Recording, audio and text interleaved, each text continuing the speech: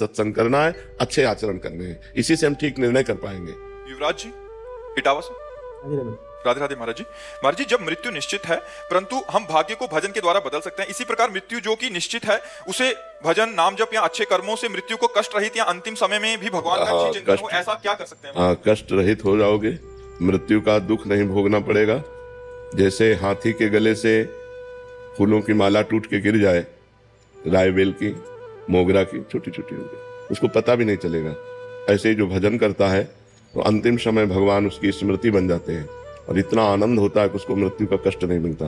पर ये उसी को जो जीवन भर भजन करता है, अंतिम समय भगवान का स्मरण आ गया और वो भगवान के पार्षद स्वरूप होकर दिव्य धाम की यात्रा करता है। उसे मरने का भय या मरने का दुख नहीं रहता, जो निरंतर भजन करता है। पर निरंतर भजन करना बहुत कठिन है, नहीं?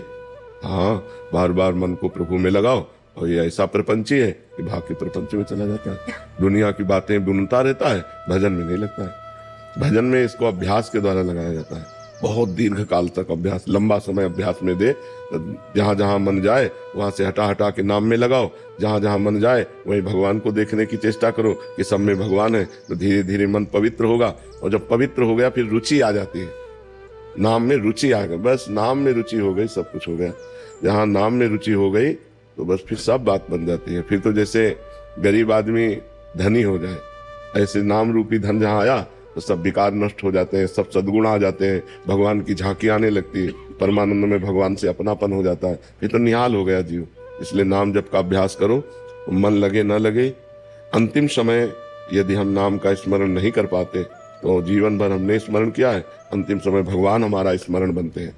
जिस समय हमारा अंतिम समय होता है, हम बेहोश होते हैं, उस समय भगवान स्मरण बनते हैं। जय नाम ते कृष्ण, वो नाम रूप से स्फुरित होने लगते हैं, राधा राधा कृष्ण कृष्ण, बस जीव का परम कल्याण हो जाता है। अभिषेक जी दिल्ली से, जय जय गुरु हरिवंश। श्री हरिवंश महाराज जी। महाराज जी, जो नाम का ध्यान आपने बताया उसी का अर्थ स्वरूप में स्थित रहना है या फिर स्वरूप कुछ और है? महाराज जी, पहले हमको चाहिए कि संसार से मन हटाकर नाम में लगाएं, पहला काम हम कर लें। अब हमारा मन में नाम में लगने लगा तो फिर नाम का प्रभाव अंदर ज्ञान पैदा करता है कि मैं स्थूल शरीर नहीं हूँ, मैं सूक्ष्म शरीर नहीं हूँ, मैं कारण शरीर नहीं हूँ, मैं सच्चिदानंद भगवान का अंश हूँ, श्री कृष्ण अंश, ममैव अंशो, मैं कोई प्रकृति जन्य रचना नहीं हूँ। अब वो शुद्ध ज्ञान उसको अपने स्वरूप की तरफ ले जाता है। पर पहले हमारा अनर्थ निवृत्ति हो ना, जो गंदी आदतें हैं, जो पाप प्रवृत्तियां हैं, जो मन की चंचलता, ये पहले निवृत्त हो तो हमें डट कर पहले नाम जप करना चाहिए। जब नाम जप में मन न लगे तो नाम कीर्तन करना चाहिए, नाम कीर्तन में मन न लगे तो भगवत कथा सुननी चाहिए, कोई शास्त्र स्वाध्याय करना चाहिए। भगवान से हटकर हमारा मन जाए तो समझो कि विपत्ति होने वाली है। का हनुमंत विपत्ति प्रभु सोई, जब तो सुमिरन भजन न होई। जहाँ सुमिरन भजन नहीं हो रहा तो फंसा देगा मन कहीं ना कहीं, बहुत दुष्ट है। मतलब इतना बेईमान, इतना सुंदर भगवान के नाम का सुमिरन छोड़कर संसार के बेमतलब जाल बुनता रहता है, बेमतलब घूमता रहता है, उसको लाख समझाओ तो उसकी आदत है। अब बस उसी को संभाल ले तो जीवन मुक्त हो जाए। बंधन और मोक्ष का कारण मन ही है। विषयों में लगा हुआ मन बंधन का कारण है और भगवान में लगा हुआ मन मोक्ष का कारण है। तो खूब भजन करो, इसी से ज्ञान प्राप्त हो जाएगा। प्रियंका जी उत्तराखंड से, महाराज जी, कंफ्यूजन को मतलब संशय को दूर करने का सही तरीका क्या है? सत्संग, शास्त्र स्वाध्याय। जब हमें सत्संग के द्वारा सत्य वस्तु का पता चलता है, हमारी बुद्धि पवित्र होती है, तो संशय रहित होती है। जब शास्त्र स्वाध्याय करते हैं, हमारे को ज्ञान होता है धर्म क्या है, अधर्म क्या है, उन्नति के लिए कौन से आचरण चाहिए, अवनति कराने वाले कौन से आचरण है, कौन से आचरण स्वर्ग ले जाते हैं, कौन से आचरण नरक ले जाते हैं, कौन से आचरण भगवत प्राप्ति कराते हैं, तो हमारी बुद्धि पवित्र होती है। तो जब हमारा अध्यात्म में निर्णय ठीक निकालने वाली बुद्धि हो जाती है तो व्यवहार में तो ठीक निकाल ही देगी। तो हमें चाहिए कि पहले हमें अपनी बुद्धि को पावन करना चाहिए, शास्त्र स्वाध्याय, नाम जप और सत्संग के द्वारा, तभी हमारी बुद्धि संशय शून्य होगी। तभी होए सब संशय भंगा, जब बहुकाल करिए सत्संगा। जब बहुत काल हम संतों का संग करें, शास्त्र स्वाध्याय करें, तो हमारी बुद्धि पवित्र हो जाती है, फिर उसमें संशय नहीं रह जाता है। राजी, जब हम भगवान के आगे बैठते हैं, जब हमारा मन बहुत परेशान होता है, हमें कुछ समझ में नहीं आता और जब हम आंसू भी आते हैं, हम रो भी रहे होते हैं, लेकिन उस वक्त ऐसा मन होता है कि कहीं से कोई भगवान के दूत आ जाए, या अपने मन को कैसे समझाएं कि उस पल में हम मजबूत बन जाए, कमजोर न फील। नाम जप, जितना नाम जप करोगे तुम्हें किसी से सहयोग मांगने की जरूरत नहीं, आपके हृदय में खुद बल होगा। जितना नाम जप, हम इसीलिए चिल्ला चिल्ला के कहते हैं आप सब नाम जप करो। नाम जप से बुद्धि पवित्र होगी, नाम जप से तुम्हारी कामनाएं पूर्ण होंगी, नाम जप से तुम्हारी असत कामनाएं नष्ट होंगी, नाम जप से तुम बलवान बनोगे और मन को अपने अधीन रखोगे, इंद्रियों को अधीन रखोगे। नाम जप से हर समस्या का समाधान तुम्हें मिल जाएगा। नाम जप से हर दुख को सहने की सामर्थ्य मिल जाएगी। नाम जप में बहुत सामर्थ्य है, इसलिए निरंतर नाम जप करो। हर प्रश्न का उत्तर नाम जप है। नाम जप नहीं है तो जीवन में कुछ नहीं है। कोई प्रार्थना तुम्हारी नहीं सुनी जाएगी यदि नाम जप नहीं है।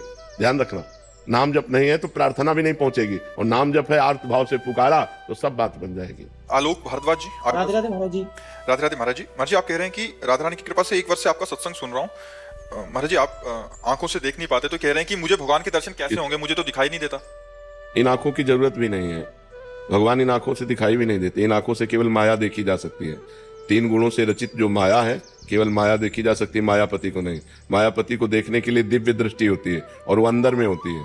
और जिस दिन भगवान तुम्हें दर्शन देना चाहेंगे उस दिन अंदर की दृष्टि खोल देंगे, भगवान का साक्षात्कार हो जाएगा। इन बाह्य दृष्टि से तो भगवान को देखा भी नहीं जा सकता है। तो सर्वत्र कोई कण ऐसा नहीं जहाँ भगवान ना हो। हम भला देख पाते हैं क्या? नेत्रवान होते हुए भी अंधे हैं। केवल माया का रचा हुआ शरीर, माया का रचा हुआ संसार देख पाते हैं। तो भगवान को देखने के लिए जो दिव्य नेत्र चाहिए वो कभी अंधे हो ही नहीं सकते, वो अंदर विराजमान है। नाम जप करो, भगवान तुम्हारे भाव में आकर तुम्हें दर्शन दे देंगे। अभी आप जो सोचते हैं वो झांकी अंदर देख पाते हैं कि नहीं? कोई ना कोई, भले संसार की हो। हमारे जैसे कोई मन की चीज हो तो वो, हाँ, तो मन की आंखों से तुम देख लेते हो ना। हाँ, मन की चीज आ जाती है। हाँ, जैसे कोई आप कल्पना कर रहे हो तो आप मान लो कि महाराज जी कैसे हैं, आपने कल्पना की तो आपके अंदर आई झांकी कि नहीं आई? लेकिन हाँ, इमेजिन हो जाएगा, एक समझ में। ये जैसे हम आपके सामने बैठे हैं तो आप भावना करो कि सुना है ना कि वो कैसे हैं, तो आप कल्पना कर सकते हो कि वो कैसे हैं। तो आपके मानस पटल पर वो झांकी आ जाएगी जैसी आपने कल्पना की। हाँ, आ जाएगी ना। हाँ, तो इसका मतलब है कि वो नेत्र हैं जिन नेत्रों से हम भगवान देख सकते हैं, क्योंकि जे भी हम भावना करेंगे वैसे ही हमारे अंदर भावना में भगवान जाकी रही। भावना जैसी प्रभु मूर्ति देखी तिन तैसी। इसलिए तुम नाम जप करो, ये तो चिंता मत करो कि बाहरी नेत्र नहीं तो हम भगवान को कैसे देख पाएंगे। अंदर के भगवान तो तुम्हारे अंदर बैठे हुए हैं, जिस दिन कृपा करेंगे अंदर ही मिल जाएंगे। तुम्हें चिंता नहीं करनी, ठीक है? और खूब नाम जप करो, प्रसन्न रहो। ये कभी शोक मत करना कि मेरी आंखें नहीं है। नहीं, जिनकी आंखें बाहरी नहीं होती उनकी आंखें भगवान होते हैं। चिंता मत करो, ठीक है जी। टीना जी, जोधपुर से। राधे राधे महाराज जी। महाराज जी, हम जो भी नया कार्य करते हैं उसमें हमें विफलता ही मिल रही है, तो क्या ये एक समय का फेर है या थोड़े समय के लिए नया कार्य रोक देना चाहिए? नहीं, पूर्व में हमारा प्रारब्ध जो है वो अशुभ जोरदार है, इसलिए हमको सफलता नहीं प्राप्त हो पा रही। जैसे हमारे 2 प्रकार के कर्मों से शरीर बना हुआ है। शुभ कर्म मतलब पुण्य, अशुभ कर्म मतलब पाप। जब हमको दंड भुगताया जाएगा तो विपत्ति, असफलता, पराजय, तिरस्कार, अपमान, निंदा ये हमको मिलेंगे, क्योंकि इन्हीं के द्वारा दुख हमें प्राप्त होता है। और जब हमारे पुण्यों का नंबर आएगा तो सफलता, सम्मान, प्रशंसा, सत्कार ये हमको प्राप्त होंगे। तो हमें धैर्य रखना चाहिए, कार्य को रोकना नहीं है, कार्य को हमें करते रहना है। हम एक दिन विजय को प्राप्त होंगे, क्योंकि वो पाप कर्म बराबर थोड़ी बना रहेगा, वो भुगता के खत्म हो जाएगा। अच्छा, उसको जल्दी नष्ट करने के लिए नाम जप करो, भगवान का नाम जप करते हैं। एक नियम लेकर के नाम जप करो। वो काउंटर चला है आजकल नया, तो एक गिनती रखो, 10,000 नाम, 20,000 नाम, 50,000 नाम, रोज नाम जप करो, भगवान से प्रार्थना करो, पूर्व प्रारब्ध क्षय होगा, हर कार्य में सफलता मिलती चली जाएगी। और कोई भी कार्य करने के लिए भगवान का सुमिरन करना अत्यंत आवश्यक है। हनुमान जी लंका में जब प्रवेश हुए तो कैसे प्रवेश हुए? भगवान का सुमिरन करते हुए। प्रविश नगर की जय सब काजा, हृदय राख कौशलपुर राजा। भगवान का हृदय में चिंतन है तो विजय ही विजय है। भगवान का चिंतन करो, कभी गलत आचरण मत करो और नाम जप करो। आज नहीं तो कल सफलता जरूर प्राप्त होगी। आशा गोस्वामी जी, बरसाना से। राधे राधे महाराज जी। महाराज जी, जब भी मेरे ऊपर कोई परेशानी आती है, श्री जी मेरे साथ रहती है, मुझे पूरा पक्का भरोसा होता है कि मेरे साथ कुछ गलत नहीं होगा। लेकिन कुछ समय बाद कभी कभी कुछ बात पे भरोसा टूट जाता है महाराज जी। ऐसे में टेंशन होने लग जाती है, मेरे साथ ऐसा क्यों हुआ, क्यों होता है महाराज? राधा नाम जप करो, अधिक से अधिक राधा नाम जप करो। हमारी जब बुद्धि पवित्र होगी तो संशय नहीं होगा। थोड़ी बुद्धि मलिन है तो उसी में संशय उत्पन्न हो जाता है। और नहीं तो भरोसा करो, लाडली जी तो परम कृपालु हैं, परम दयालु हैं। कृपालुता, दयालुता की समुद्र है स्वामिनी जी, और आप उनकी सखी हैं। मान लो गोस्वामी परिकर से हैं तो आप उनकी सखी हैं, फिर चिंता क्या करना। और देखो, ये बात हमको दिमाग में रखनी है कि जैसे दिन आया है तो रात्रि आएगी पक्का, ऐसे सुख आया है तो दुख आएगा। ये संसार में हमारा जन्म हुआ है तो यहाँ सुख दुख से संघर्ष झेलना पड़ेगा। भगवान का अवतार हुआ तब सुख दुख झेलना पड़ा, अपने तो मनुष्य है। सोचो, जिनका सुबह राज्याभिषेक होने वाला चक्रवर्ती सम्राट पद पे, सामय के 14 वर्ष का वनवास दे दिया गया।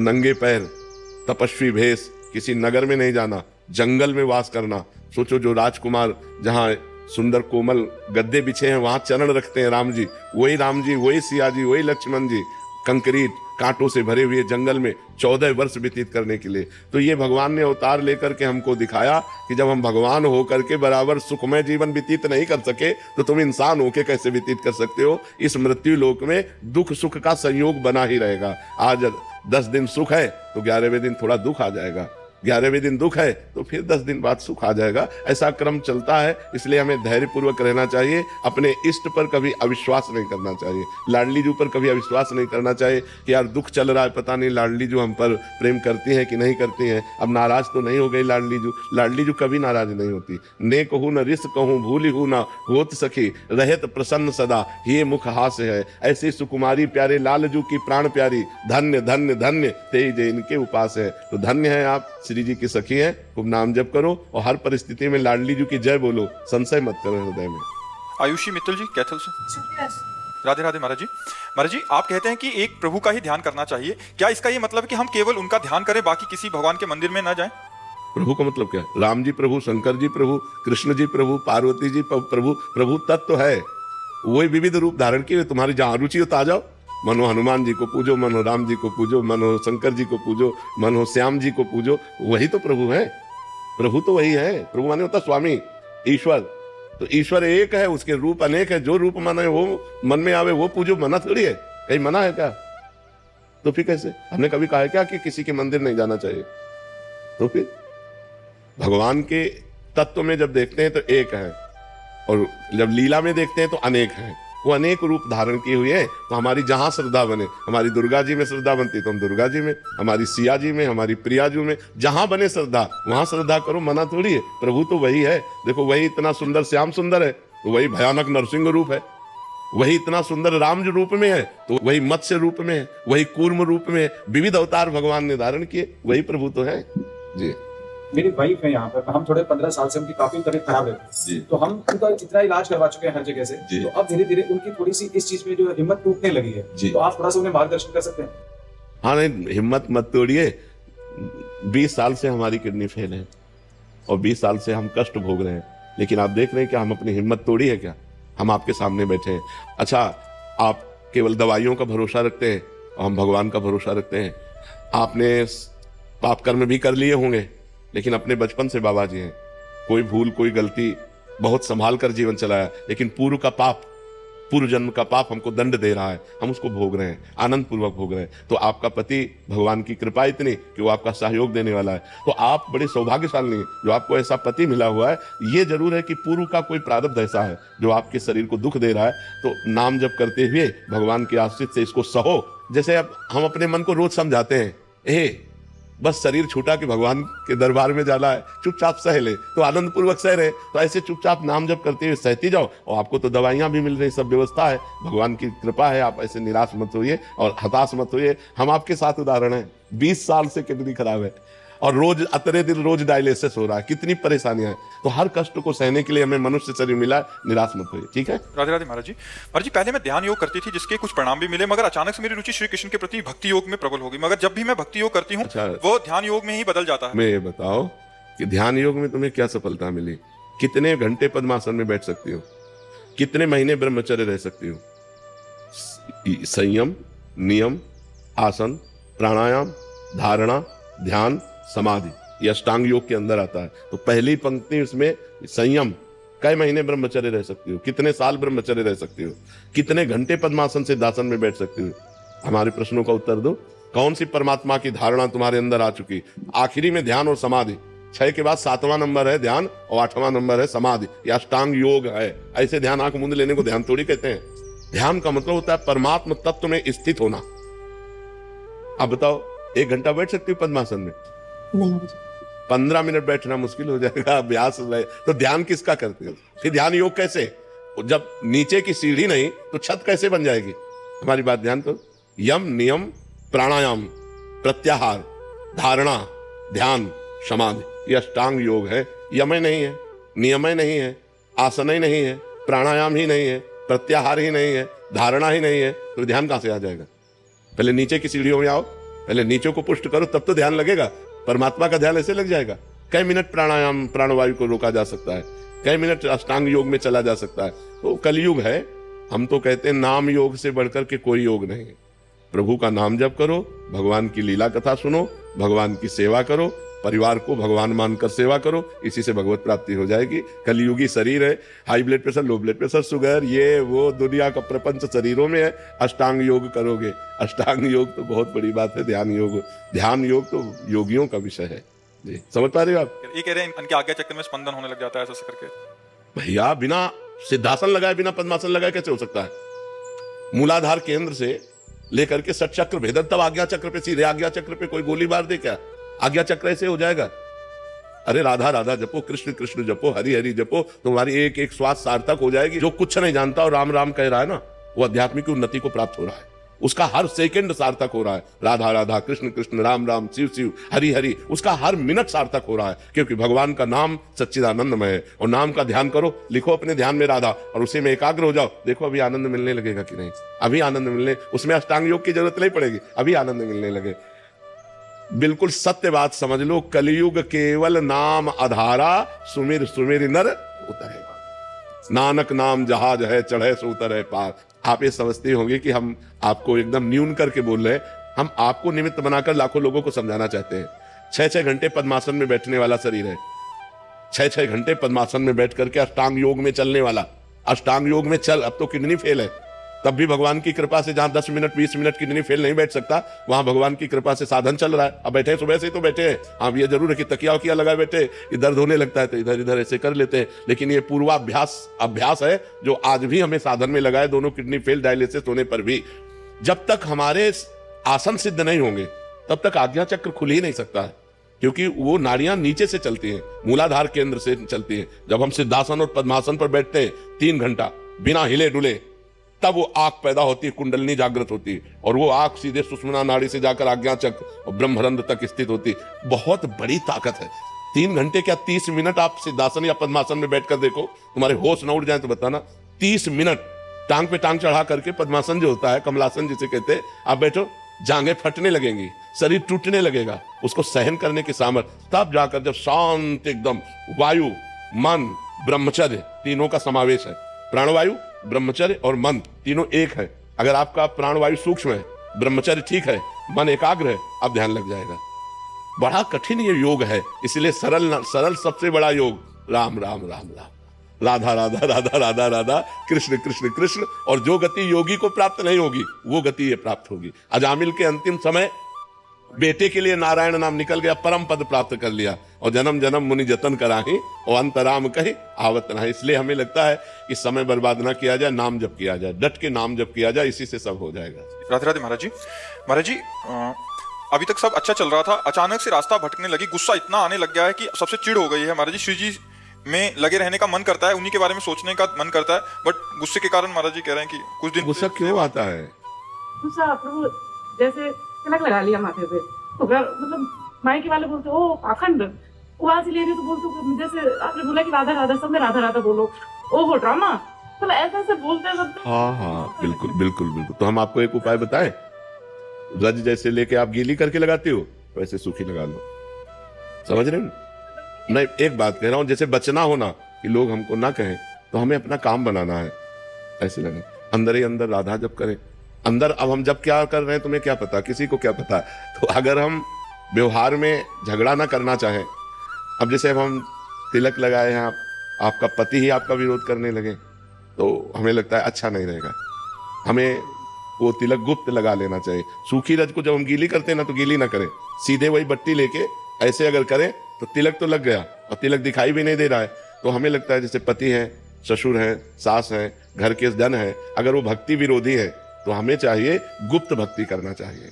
हम उनको भी आदर करें, उनको भी प्यार करें, क्योंकि उनका पद है, जैसे पति है, वो हमें अपने मनोनुकूल चलाने की चेष्टा करेगा, हमको चाहिए उसके मनोनुकूल चले, हम उसकी वो बातें हटा दें जो बाहरी है। भक्ति, अगर हम तिलक ना लगाएं, अगर हम कंठी ना बांधें और अंदर राधा राधा जप रहे हैं, तो क्या हमें भगवत प्राप्ति नहीं होगी? आप विचार करो, पक्का हो जाएगी, आप चिंता ना करें। अगर इससे विरोध होता है, वो आपको पाखंड कहते हैं, आपको चुभता है, तो आपके अंदर उनके प्रति क्रोध आता है, तो भक्ति बिगड़ी आपकी कि नहीं बिगड़ी? भक्ति बिगड़ गई कि नहीं बिगड़ गई? तो हमें वो चाल चलनी है जिससे हमारे परिवार में कलह न हो, अशांति न हो। जब कोई नहीं है तो हम माला लेकर के भले जप करें, अगर कोई है तो हम माला छुएंगे भी नहीं। हम दिखाना बिल्कुल नहीं है कि हमें भक्ति कर रहे हैं, क्योंकि जहां विरोध हो वहां ठीक नहीं तो आपको रोज गुस्सा आएगा, तो आपकी भक्ति बचेगी नहीं। सारे रोज बहुत तो फिर भक्ति बचेगी कहाँ? त्रिविधम नरकस्येदम द्वारम नाशन मात्मना कामा क्रोधा तथा लोभा तस्मात् त्रयम त्यजेत। ये 3 त्यागने हैं, काम क्रोध लोभ। अब हमें गुस्सा आ रहा, अपने पति पे गुस्सा आ रहा, सास ससुर पे, तो हमारी भक्ति क्या रहेगी? भक्ति गुस्सा नहीं सिखाती, भक्ति प्यार सिखाती है, भक्ति प्रेम सिखाती, भक्ति विग्रह नहीं करवाती, भक्ति मंडन करवाती, जोड़ती है। भक्ति जब भगवान को जोड़ लेती है तो इंसान को जोड़ने की क्या बात है? तो मुझे लगता है आपको सुधार करना चाहिए, उनको सुधरना नहीं, आपको सुधरना है। आप भक्त हो, आप बात समझ सकते हो, वो भक्ति का विरोध करते हैं, वो भक्त की बात नहीं समझ सकते। आप वो आचरण करो जिससे परिवार वालों को क्षोभ ना हो। पति को कोई मतलब वो भी शरणागति है, 2 साल हो गए, मुझे 1 साल हो गया। तो जो मायके वाले ना, तो वो बड़ा परेशान सा लगता है। मायके वालों से क्या लेना देना है? मेन पॉइंट है तो ससुराल वालों से है। तो मायके वालों से क्या लेना देना है? तो बोलते ना नहीं, अब हटो। जब ससुराल में आ गए तो मायके वाले क्या, मायके में थोड़ी रहना तो है पति सास ससुर के बीच में, हमें वहां माहौल बनाना है। पर मायके वाले से तो कुछ भी कहते रहे, ऐसे करो। नरेंद्र सिंह रावत जी, श्री हरिवंश महाराज जी।